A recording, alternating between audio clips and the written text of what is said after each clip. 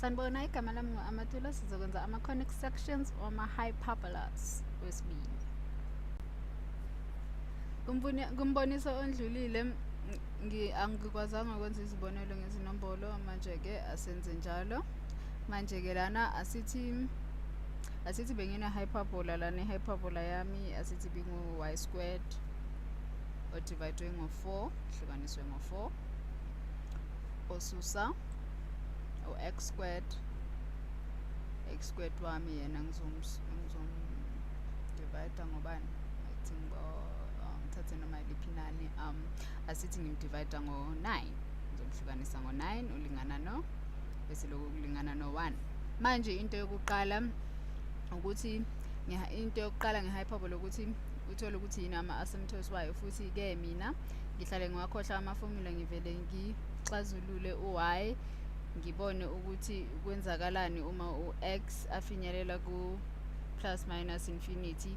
Manje-ke uma uxazulula u-y uzohlanganisa ngo-x squared odivayidwe ngo-9 hlanga zombili, bese-ke uzosala naloku soba no-y squared odivayidwe ngo-4 ulingana no-x squared odivayidwe ngo-9 uhlanganiswe no-1, bese-ke lana uzoba no-y squared olingana no-4 odivayidwe ngo-9 x squared ohlanganiswe ngo-4, bese-ke kulokhu lana bese ngizoba no-y olingana noma osusa plus minus osusa olingana noma osusa square root sika 4 over 9 x squared ohlanganiswe no-4.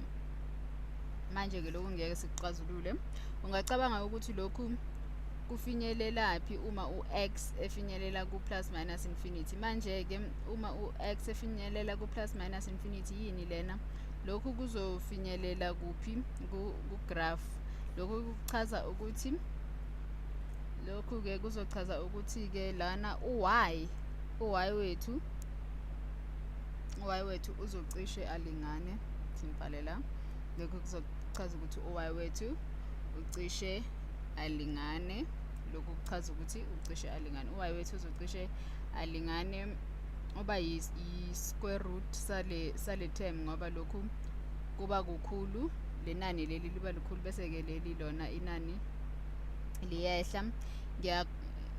Liyehla-ke lenani leli lona, bese leli liyakhula liba yinani elikhulu, lingaba yi-trillion noma libe yini. Uthatha i-square root salokho, bese lenani leli lizoba ngaphansi kwe-graph ngoba inani lelo lingu-4, lingu-positive 4 ongenziwa lapha.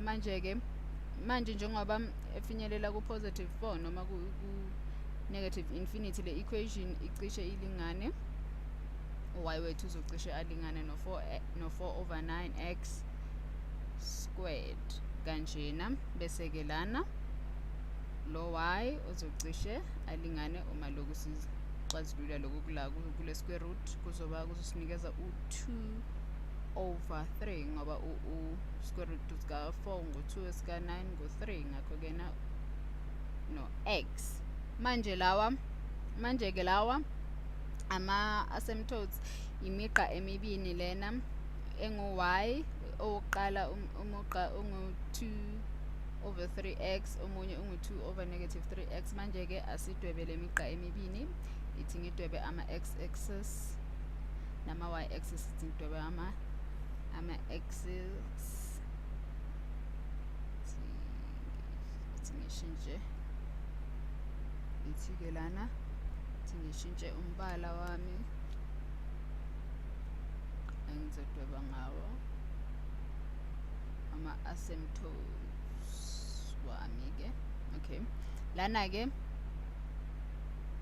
ipointi lethu lokuqala lithini? Ipointi lethu lokuqala manje-ke lokhu uma ukhuphuka kabini lokhu kuwo wonke u-x uzoya phezulu kabini, ngakho-ke asymptotes yethu izohamba ayikho lapha enkabeni lena. Ithi-ke i-asymptotes yethu izohamba kumele ibe into enjena, ihambe kanje. Sengiqala lana ngihambise kanje. Lena-ke i-asymptotes yokuqala lena eyokuqala. Eyesibini ingu-negative 2/3x. Wehla kabini uma ugijima kathathu izoba kanjena-ke yona. Athi sibhala ama-point wakhona lana ukuthi uma wehla kabini uzogijima kathathu. Ngakho-ke nalana gijima kathathu, i-point lizoba khona la. Manje-ke sidwebe ama-asymptotes wethu abe mabini kanje. Asymptotes yethu yesibini leli imnandi legama ngiyalithanda, asymptotes. Nayo-ke bese-ke lana ama-asymptotes wethu nawo lana kumele sikwazi ukuthi iya phansi noma iya phezulu, ivuleke noma ivuleke emaceleni. Zimbili izindlela esingacabanga ngakho singakwenza kanjani. Zimbili indlela esingayicabanga ukwenza lokhu ukuthi sikwazi ukuthi i-hyperbola yethu izoba kuphi-ke lana. Lana ungacabanga uma u-x engu-0, uma u-x engu-0 lokhu kuyasuka, lokhu kuzoba kanjena, kuzoba ngu-y squared over 4. Ngiyathemba ukuthi uyabona lana. Bese-ke lokhu kuzokunikeza u-y plus minus 2.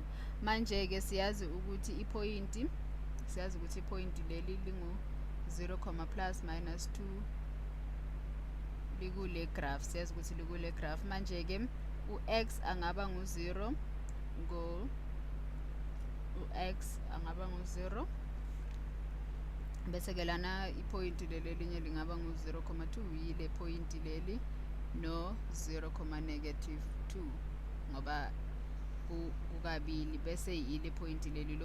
Lokhu nje kuyazisholo uma lana uvuleka ukuthi kuphi, ngoba i-hyperbola ngeke iphambane nama-asymptotes. Manje-ke izobukeka injena-ke. Ithi ngiqalele phansi, akumelanga ukuthi ifike laphayana kuma-asymptotes wethu, kumele nalena iyafika futhi. Kuzomele ibe kanje, icishe ifike kepha ayifiki kuma-asymptotes. Alana phezulu izoba kanjalo, izoba into enjena, izohamba kanje, ayifiki, icishe ifike. Bese-ke lana ngiyenze ukuthi kubonakale lana ukuthi u-x ngoba u-x ungu-0. Bese-ke lana njengoba sesibonile ukuthi injani i-hyperbola yethu, ukuthi imigqa yethu izohamba kanjani. Lokhu kuchaza ukuthi lana uma ubuka okwenza umqondo, ngoba i-hyperbola ayindluli ku-y olingana no-0, ayindluli kuma-axis. Ngenkathi u-x makafinyelela ku-infinity besilokhu sinalo 4, kodwa sathi uma u-x abamkhulu kakhulu noma aba-negative kakhulu, lokhu akubalulekile lokhu. Kepha-ke lana uyabona ukuthi lana uma inani leli likhuphuka, le square root lesi, uma uthatha i-square root lesi esi-positive sizohlale sikhula sona kunama-asymptotes, sizohlale sikhula kunama-asymptotes. Noma uthathe i-square root esi-negative sizoba sincane kunama-asymptotes. Bese-ke lana angazi eyiphi indlela ezwakala kangcono kuwe, noma yilena ka-x olingana no-0, ngoba uzovele ubone ukuthi ibheke phansi noma phezulu. Ngizogcina khona lana ukwenza lena, ngizogcina lana ngenxa yesikhathi. Ngizokwenza omunye futhi umboniso umboniso engizowenza ukubonisa lana ukuthi singasunduza la singasunduza khona i-hyperbola, ukuthi sisunduza la la kuhlanganisa khona, bese ke uzobona ukuthi uma siyisunduza i-hyperbola yethu sizobe siyisunduza kanjani, ngoba lokho ukusunduza kuyafana nokusunduza indilinga nokusunduza kwe-ellipsis, lapho uzoba no y osusa okuthile squared, noma ube no x osusa okuthile squared. Lokho kuzokutshela ukuthi usunduzele kuphi i-hyperbola yakho. Ngakho-ke nalana lokhu sizokwenza kumboniso olandelayo. Ngakho-ke masibonane kumboniso olandelayo. Kodwa ungakhohlwa ukudownloada futhi kwa-ClickMaths.